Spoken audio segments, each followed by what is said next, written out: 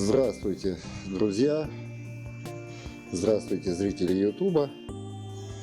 Сегодня я начну сборку станка формата 4х2. Вот, рама готова. Рама выровнена, покрашена. Выровнена вот это вот эти плоскости. Значит, как выравнивать, ролики на канале есть. Я ссылочку в описании приложу. Сегодня хочу показать установку стыкованного рельса. То есть у нас вот видно, да, два куска рельса. Так как формат станка 4 метра, а габарит 4,30, то получается, что такого рельса мы не купим. С длиной 4,30, максимальная 4 метра, поэтому устанавливается стыкованный рельс.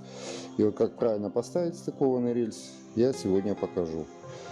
Сейчас я настрою все, что мне нужно для установки рельса, и потом включу камеру и покажу. Вот, настроил я эту сторону под установку рельса.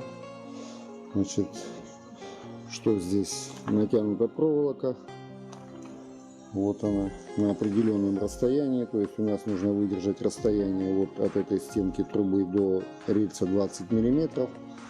Поэтому здесь вот все оно выставлено. Проволока зафиксирована, чтобы она никуда не ушла. Сейчас я обойду. Вот так вот все это выглядит. То есть проволочка натянута. Почему проволочка? Потому что нитка или леска, это как бы можно отклонить ее и не заметить этого. Проволока здесь в данной ситуации немножко получше. Можно, конечно, без ничего, просто промеряя каждую точку на рельсе, закрепить. Это долго и вымерять постоянно. Вот это у нас вот заканчивается длинный рельс. Дальше будет уже короткий. Дальше покажу. Сейчас я на штатив камеру установлю. Вот поставил я камеру на штатив. Значит, я закрепил уже первый винт. Первый винт желательно крепить не на самом краю, а на второй точке. Дальше здесь вот у меня струбцина. Сейчас я ее сниму и переставлю дальше.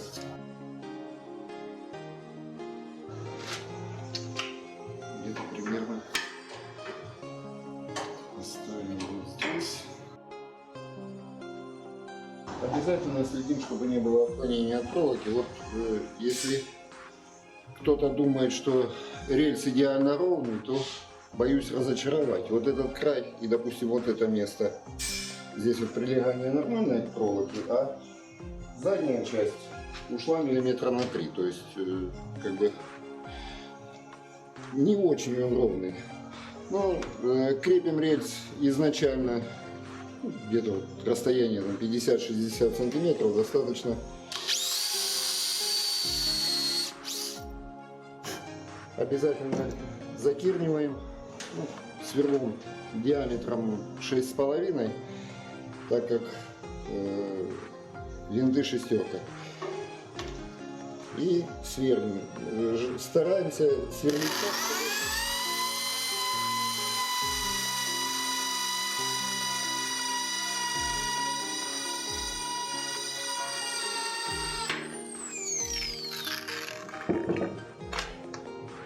чтобы не было перекосов. Потому что когда будет завинчиваться винт, может потянуть. Обязательно после каждой операции проверяем на прилегание.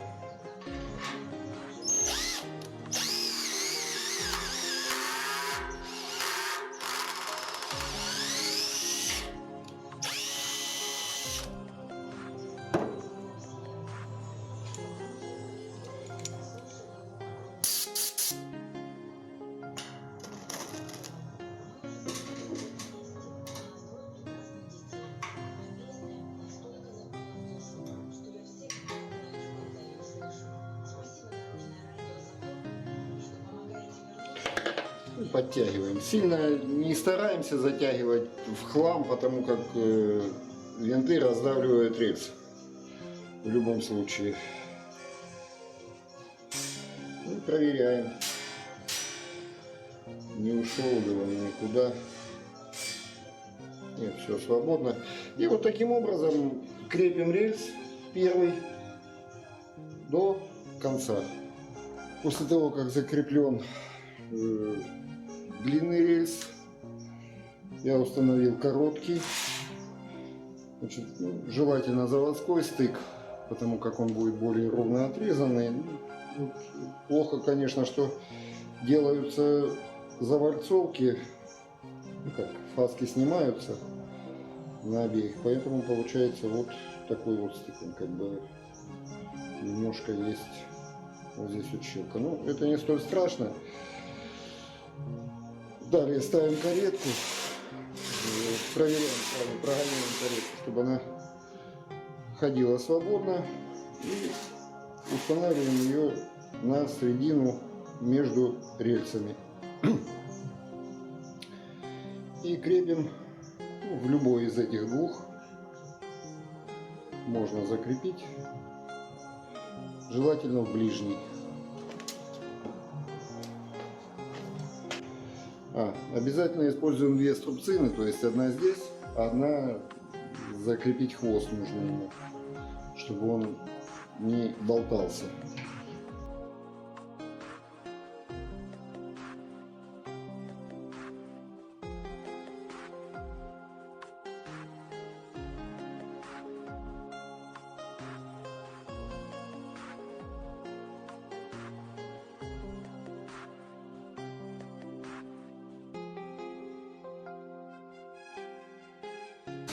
Вот как бы немножко чувствуется, как ступенька перекатывается с рельса на рельс. Это не страшно. Лишь бы не было закусываний. Теперь снимаем вот эту струбцинку.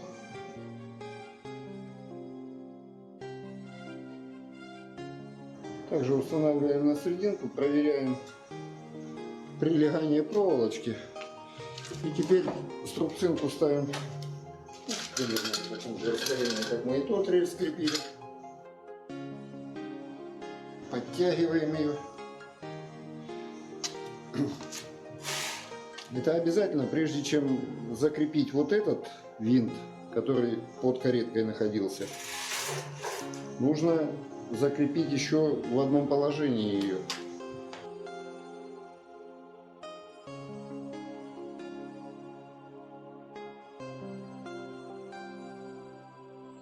Если двигать, обязательно используем из мягкого металла прокладку, чтобы не бить молотком по рельсу. Ни в коем случае этого делать нельзя.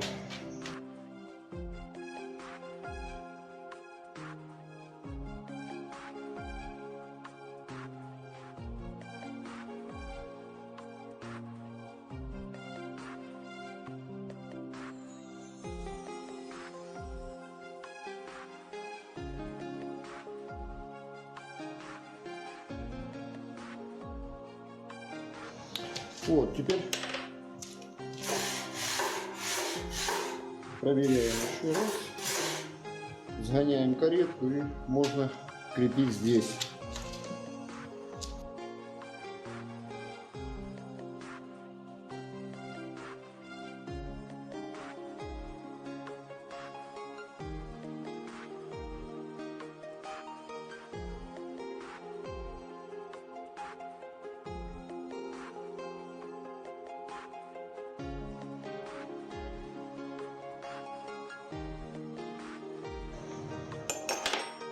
Вот и все.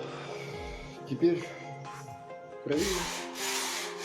Вот сейчас уже он, когда все подтянулось, уже он ходит практически без перехода. Ну и теперь осталось закрепить хвост ему. Сейчас я закреплю хвост. Буду провинчивать, уже опять же смотреть, чтобы проволочка везде одинаково была.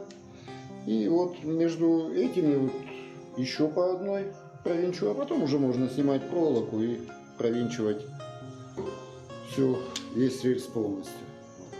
Ну вот я закрепил все винты, то есть вот на края я поставил так вот немножко, чтобы...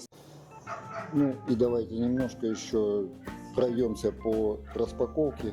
Значит, это у нас пришел шпиндель, сейчас я его еще не распаковывал.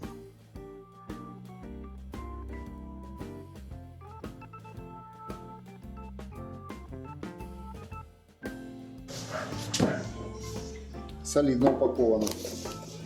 Ну, стандартно 5 метров трубки. Это цанги у нас.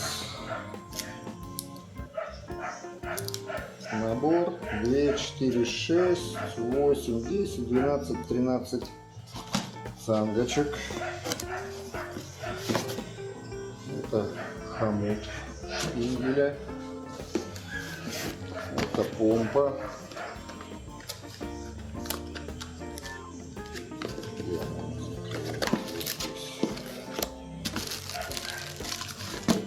Фитинги.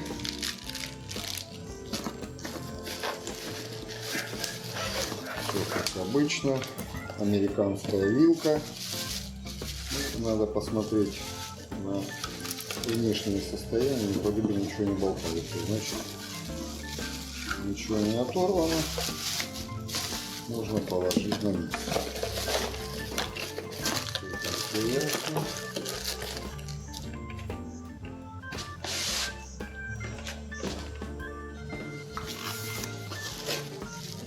Так, ну это болты с хомута. Сам шпиндель. Вывалил вот так донышко. Шпиндель у нас 2,2 киловатта.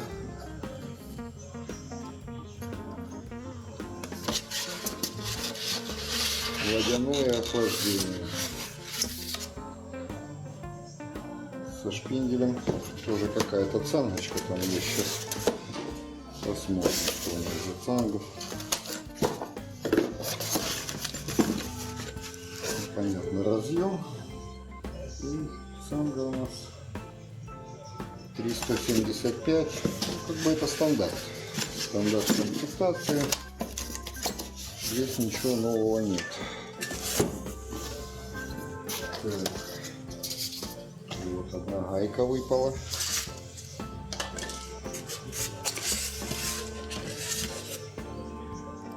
Наверну ее на место, чтобы не потерять. Это так. Частотник.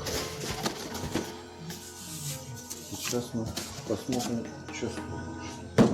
Убил. Хорошая упаковка, ничего не могу сказать. Китаец молодец, упаковано хорошо. Глянем, что у нас за частотник. Частотники в последнее время все есть такие.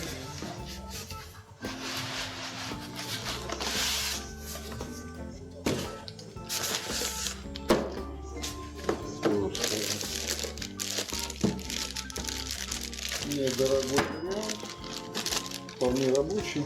Так, ну и еще здесь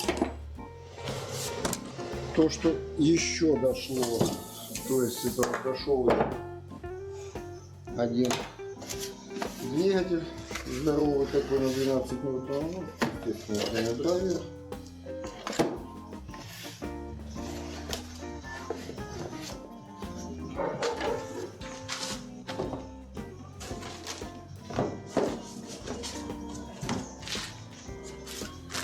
Пришли разъемчики.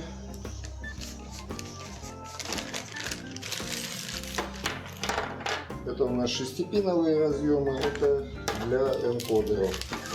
Тут их много. Я всегда заказываю с запасом. Пришли ремни и шкивы. Это вот такие вот большие шкивы. 3 штуки ремней. И здесь вот малые шкивы. Вот, в общем-то, здесь все комплект.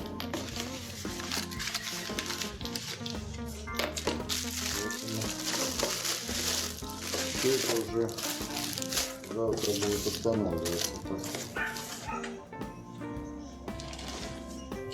И еще у нас, ну это как бы кнопочки E-Stop. Это для щита.